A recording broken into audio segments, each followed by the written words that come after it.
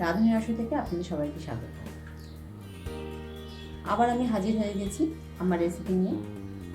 আজকে আমার রেসিপি বেসন বড়ার তরকারি। প্রচণ্ড গরম, সবজি একই রকম সবজি, আলু, পটল, ঝিঙে ঠিক মুখে রোজ রোজ আর ভালো লাগে না। তা আজকে ভাবলাম একটু অন্যরকম কিছু একটা করি, যেটা একটু মুখের স্বাদটা বদলাবে। তা আমি এখানে বেসন বড়ার তরকারির জন্য এখানে একটু 7-8 চামচ বেসন নিয়েছি বাটির মধ্যে। সঙ্গে রেখেছি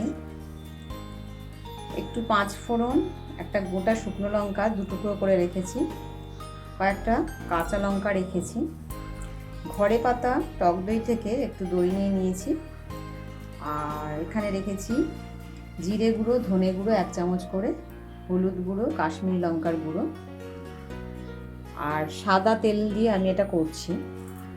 আপনারা চাইলে সর্ষের তেল দিয়েও এটা করা যায়, কোনো অসুবিধা নেই।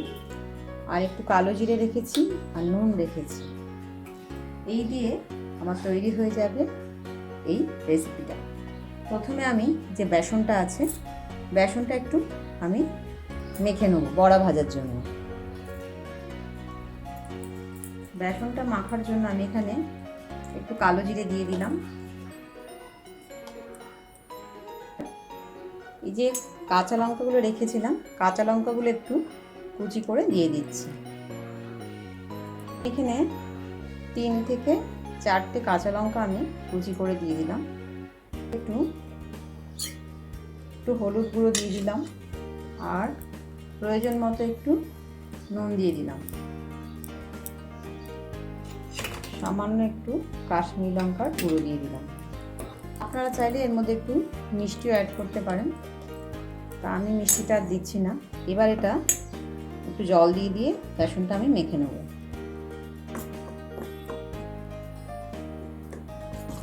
ভালো করে এটা আমি একটু বেসনটা সব কিছু দিয়ে একটু ফেটিয়ে নিচ্ছি।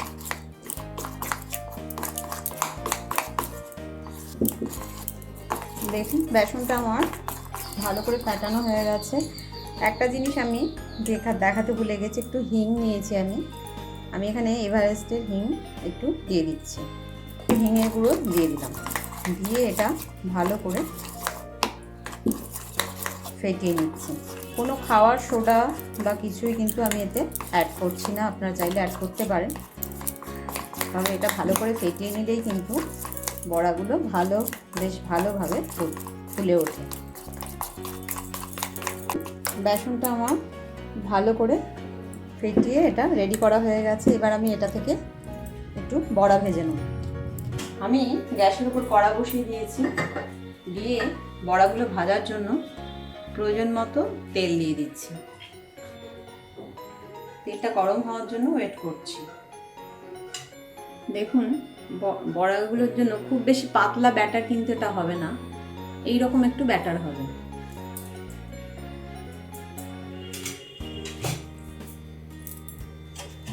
কারণ খুব বেশি পাতলা ব্যাটার হলে বড়াগুলো আবার ছড়িয়ে যাবে। তেলটা গরম হয়ে গেছে। এবার আমি গ্যাসের ফ্লেমটা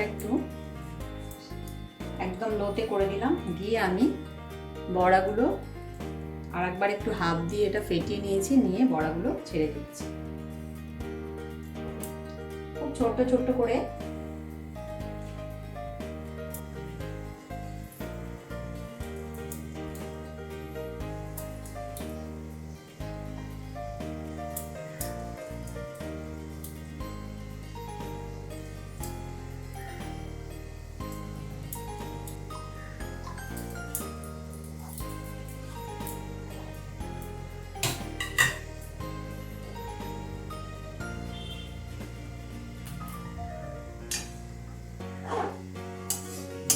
এক পিঠ একটু ভাজা হলে আস্তে আস্তে করে এটা আমি উল্টে দিচ্ছি।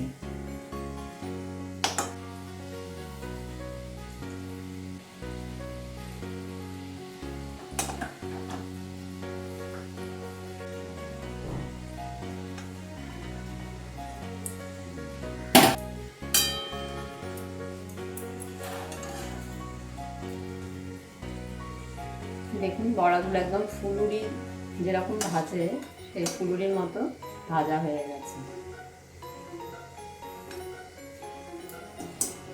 বড়াগুলো কিন্তু আমার ভাজা হয়ে গেছে। এইভাবে একটু নেড়ে চেড়ে বড়াগুলোকে আমি তুলে নিয়েছি। খুব অল্প তেলেই কিন্তু আমি ভাজছি, দেখতেই পাচ্ছেন। এগুলো কিন্তু এমনিও আপনি স্ন্যাক্স হিসাবে খেতে পারেন। বড়াগুলো আমার ভাজা হয়ে গেছে, এবার আমি এগুলো তুলে নিচ্ছি। এইভাবে আমি সবকটা বড়া ভেজে নিচ্ছি। ভালো করে তেল ঝরিয়ে বড়াগুলো আমি একটা পাত্রে তুলে নিচ্ছি।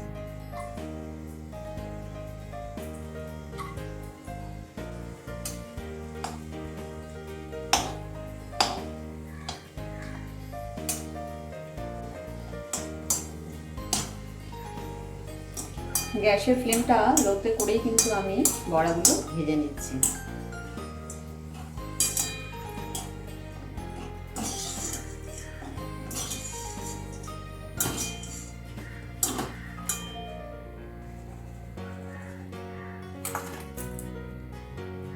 দেখুন, আর একবার তেলেই দেখুন আমি অল্প অল্প করে বড়াগুলোকে ভেজে নিচ্ছি। সেই একবারই তেল দিয়েছি, আর কিন্তু আমি তেল দিইনি। তবে একটু ছোট ছোট করে ভাজলে এটা দেখতে ভালো লাগে। আপনারা চাইলে একটু বড় করেও বড়াটা ভাজতে পারেন, তবে ছোট ছোট করে ভাজলে বড়াটা দেখতে ভালো লাগে। সমস্ত বড়াগুলো আমার ভাজা হয়ে গেছে, এবার আমি তরকারিটা করে দেখাচ্ছি। বড়া ভাজার পর যে কড়াই তেল আছে, আমি একবারই তেল দিয়েছিলাম, সেই তেলেই সমস্ত বড়াগুলো ভেজে নিয়েছি। এবার সেই তেলেই আমি বাকি রান্নাটা করব। আপনারা চাইলে এটা সরষের তেলেও করতে পারেন। এখানে আমি ফোড়নের জন্য 5 ফোড়ন আর একটা গোটা শুকনো লঙ্কা 2 টুকরো করে রেখেছি, সেটা দিয়ে দিলাম। দিয়ে দিচ্ছি একটু হিং। এটা একটু নাড়াচাড়া করে নিচ্ছি ফোড়নটা। ফোড়নটা নাড়াচাড়া করে এখানে আমি যে ধনে গুঁড়ো, জিরে গুঁড়ো, কাশ্মীরি লঙ্কার গুঁড়ো, হলুদ গুঁড়ো, ওটা আমি একটা বাটিতে নিয়ে নিয়েছি। এটা আমি গুলে এর মধ্যে দিয়ে দেবো। সমস্ত মশলাটা আমি একসাথে একটু গুলে নিচ্ছি। এই মশলাটা আমি এখানে তেলের মধ্যে দিয়ে দিলাম। এই তরকারিটা খুব বেশি ঝাল করবো না, তাই আলাদা করে আর কোনো লঙ্কা দিচ্ছি না। ওই যে কাশ্মীরি লঙ্কার গুঁড়ো একটু দিলাম আর শুকনো লঙ্কা ফোড়ন দিয়েছি, এটাই থাকবে। মশলার বাটিটা দিয়ে একটু জল দিয়ে দিলাম।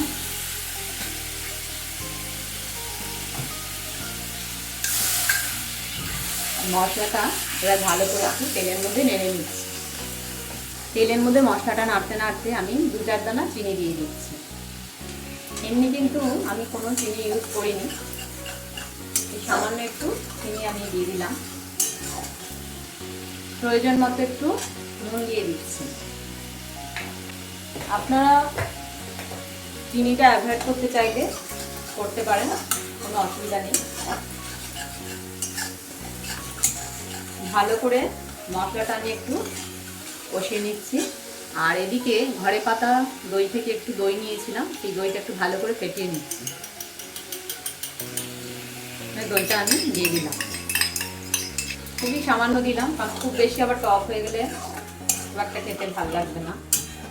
আপনারা চাইলে এটা একটু কারি পাতা, সর্ষের ফোড়নও দিতে পারেন। আমি এখানে 5 ফোড়ন ইউজ করছি, আর কারি পাতাটা আমার নেই বলে আমি দিলাম না। আবার দই দিয়ে একটু নেড়ে চেড়ে নিচ্ছি।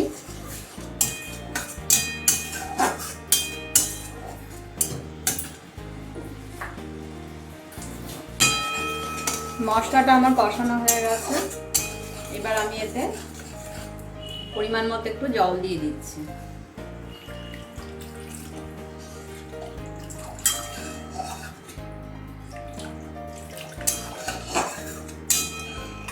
এই রান্নাটা কিন্তু খুব ঝটপট হয়ে যায়, কোনো সবজি পাতি ছাড়াই কিন্তু রান্নাটা কিন্তু রেডি হয়ে গেল।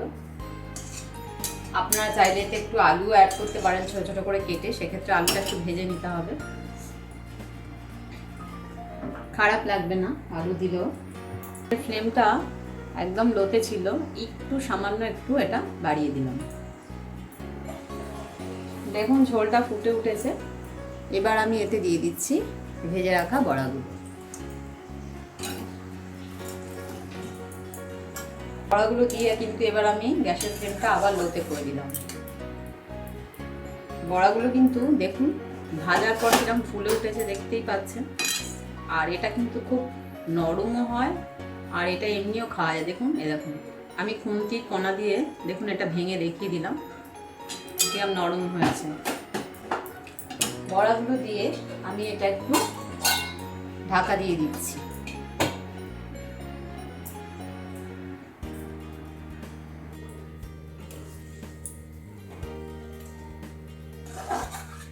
মাঝখানে একটু ঢাকাটা খুলে এটা আমি একটু নেড়ে চেড়ে দিচ্ছি।